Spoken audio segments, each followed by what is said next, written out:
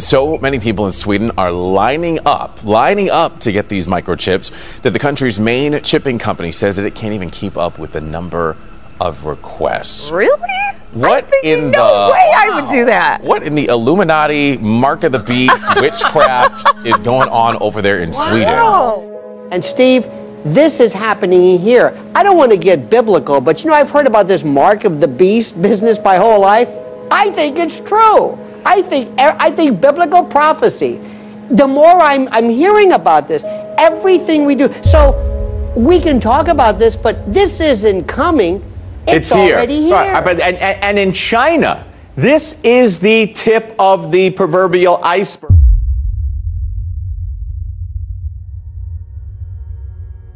Couldn't sleep, so I came to the church.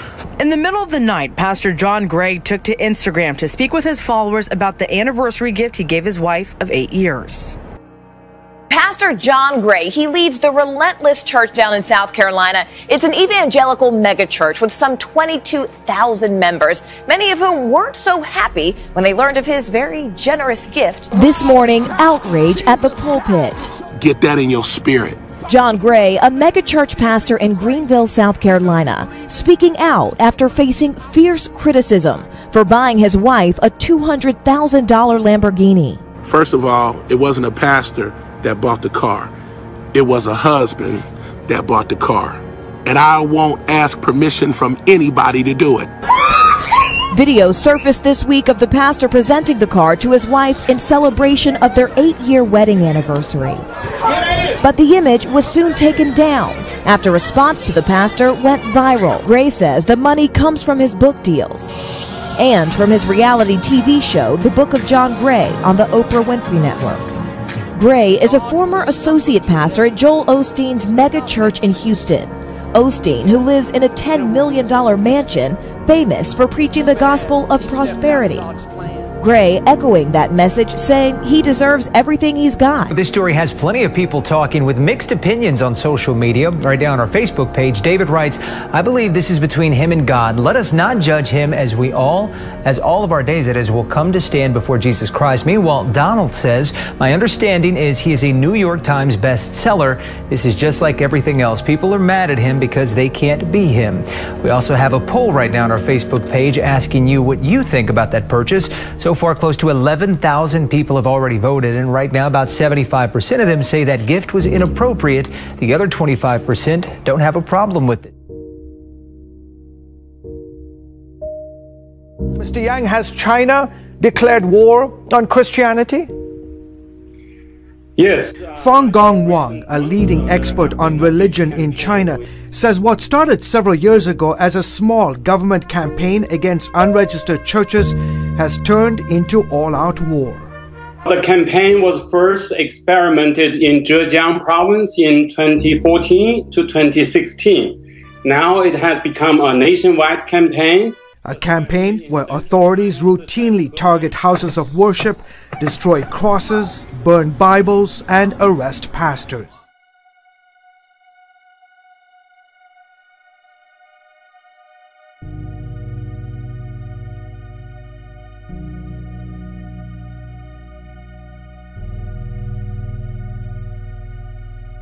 On December 9th, authorities in the city of Chengdu arrested prominent Christian pastor Wang Yi, along with his wife and 100 members of Early Rain Covenant Church. Authorities shut down the church and charged Pastor Wang with inciting subversion of state power. He and his wife could face up to 15 years in prison if convicted. Well, Chinese authorities have developed a new surveillance tool. It's called the gait recognition. It's a software that can identify people using their body shapes and how they walk, even if your face is hidden from a camera. This is already, in fact, being used by police in China, and it's raising a lot of concerns about how far this technology will go and how deep will this deep brother thing go in the country.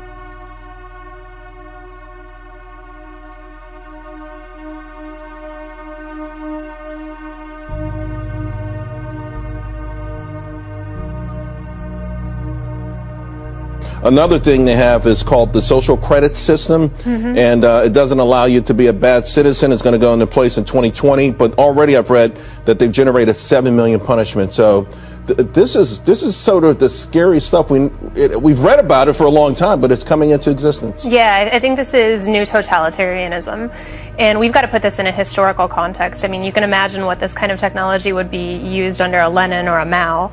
Unfortunately, the trajectory of human rights and freedom in China is going the wrong way. We've seen Xi Jinping in many ways take plays out of Mao's playbook. So I think this is incredibly disturbing.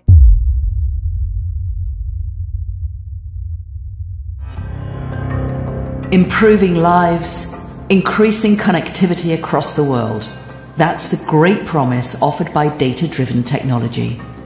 Stop killing our children! Stop killing our children! But in China, it also promises greater state control and abuse of power. This is the next groundbreaking development in data-driven technology: facial recognition. And in China, you can already withdraw cash, check in at airports, and pay for goods using just your face. The country is the world's leader in the use of this emerging technology. And China's many artificial intelligence startups are determined to keep it that way in the future. Companies like Y2,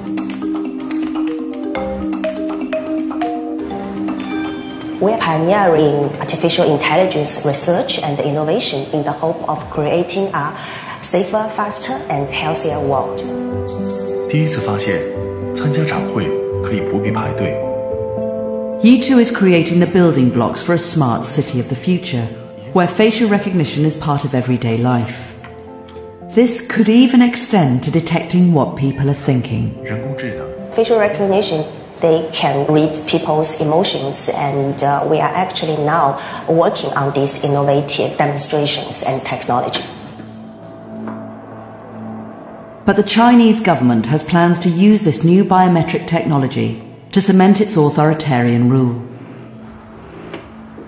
The country has ambitious plans to develop a vast national surveillance system based on facial recognition.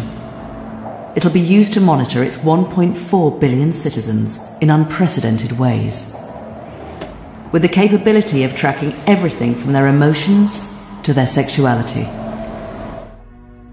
What you buy, how you spend your time, if you jaywalk, if you smoke on a train, if you criticize the government, even a family or friends. I mean, this is... It's going to track what apps you're on your phone. It is Big Brother writ large, and if you think about the steps that Venezuela, Russia, and China are taking to implement their own cryptocurrencies, by 2020, I suspect they will be able to track their citizens' every economic move. I mean, the disparagement of economic freedom, of personal liberty. I mean, just when you think that China is so strong and clamps down so much, if there's an economic slowdown coming, they're going to have to maintain social order. Thousands of people in Sweden have opted to trade in their ID and their credit cards for tiny microchips that would be implanted like underneath their skin. Yeah, these chips are supposed to take the place of key cards, rail cards, credit cards. The chips are typically the size of a grain of rice and are implanted just under the skin between the thumb and forefinger. So many Swedes are lining up to get the microchips that the country's main chipping company says it can't keep up with the number of requests. The future is a wave of a hand away. In case you missed it, here it is again.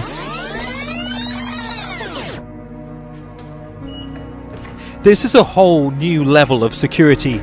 No keys or access cards, difficult to steal and copy, but the technology requires a certain level of commitment that's not for the faint-hearted. So this is where the microchip implant story begins, for those who want them at least. Banking, security, general users, so contactless payments, passport data, all could be stored on these microchips and embedded in your hand. Comes down to convenience, I suppose, for a lot of people. It's very hard to lose your hand. This is one of several implant firms reportedly in discussions with British financial and legal companies. The names of the companies are being closely guarded.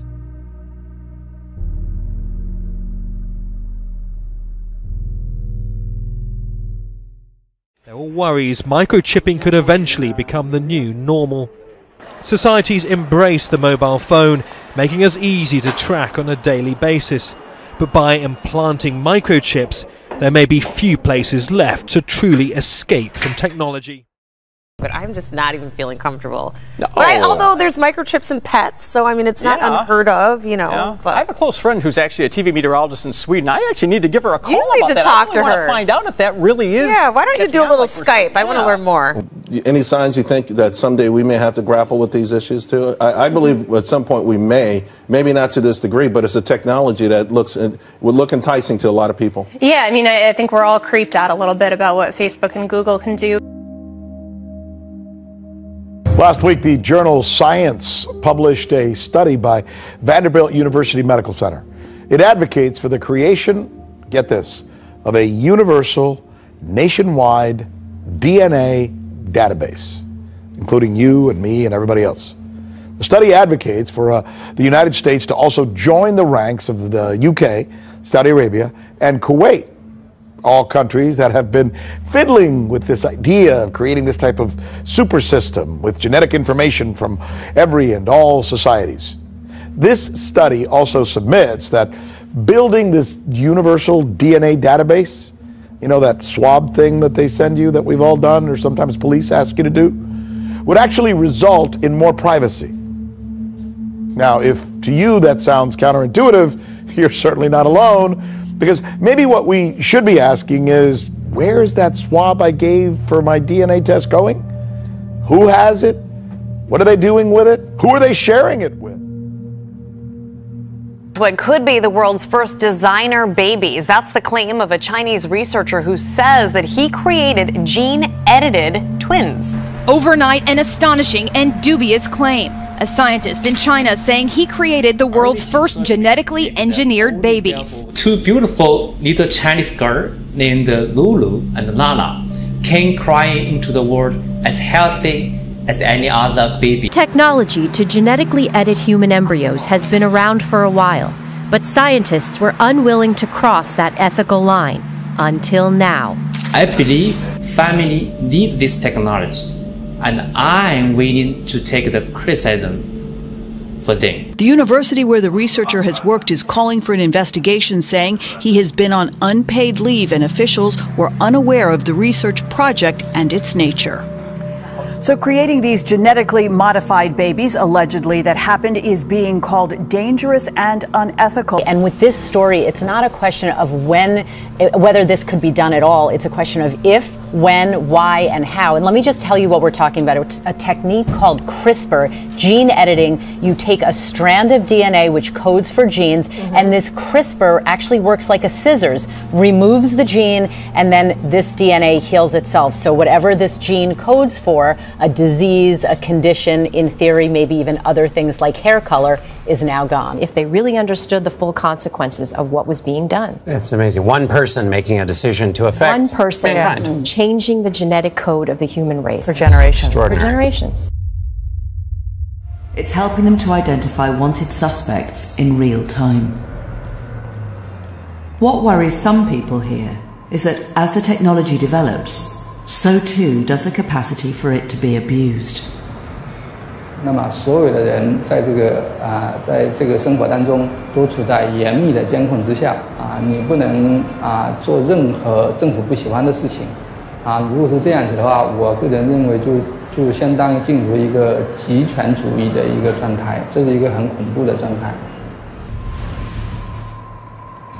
Already the authorities are using facial recognition to name and shame citizens, even for minor offences like jaywalking.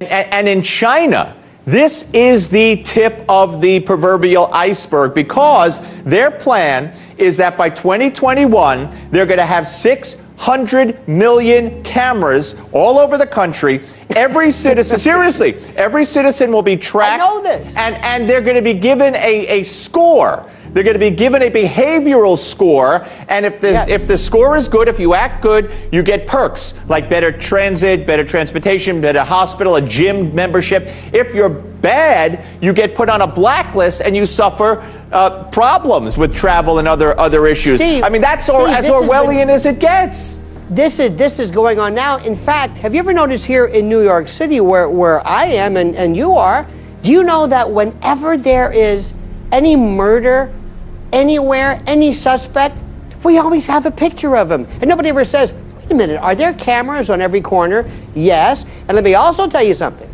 For those of you who are trying to get your credit scores okay, you know, your FICO and this FICO and Equifax, there are going to be new algorithms, seriously, that are going to base your credit worthiness not so much on your payment history and all of the usual factors, but who your friends are, how long you are online. Do you ever get anything from Apple, which I do, that says, here's your productivity. This is how long you've been either on your phone or wasting your time.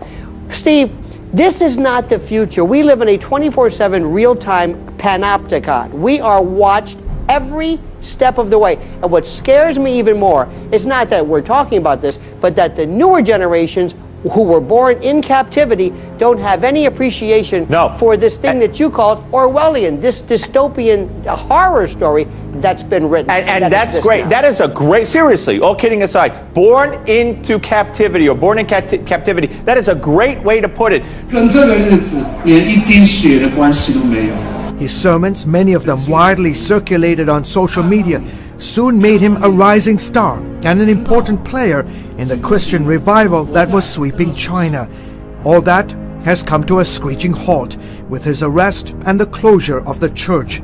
Still, members of his congregation vowed to keep meeting despite the risk of arrest.